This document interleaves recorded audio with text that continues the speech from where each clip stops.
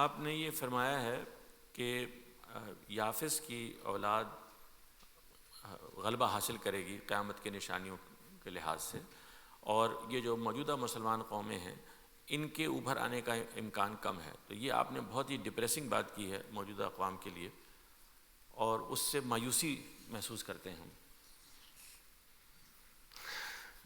یعنی غلبے کے بغیر تو ہم جی ہی نہیں سکتے.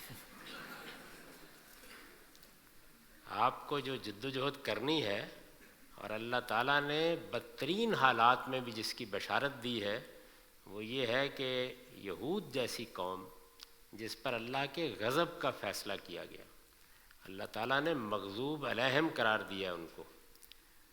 اسی طرح سے بنی اسماعیل جو مشرکین ہو چکے ہوئے تھے رسول اللہ کی بعثت سے پہلے، ان دونوں کے معاملے میں یہ کہا ہے کہ ان میں سے جس شخص نے بھی ایمان کو قائم رکھا اور اچھا عمل کیا اس کے لیے اجر ممنون ہے، اس کے لیے ہمیشہ کا اجر ہے. تو اس وجہ سے اس اجر کی کوشش کیجیے. باقی قوموں کے عروج و زوال کا معاملہ اللہ تعالیٰ نے اپنے ہاتھ میں رکھا ہوا ہے، اس کے لیے جو کوالیفیکیشنز ہیں وہ اس وقت ہمارے پاس موجود نہیں ہیں. آپ مشرق سے مغرب تک مسلمان قوموں کو دیکھ لیں، جد و جہد کریں، ہو سکتا ہے اللہ کی نظر کرم ہو جائے.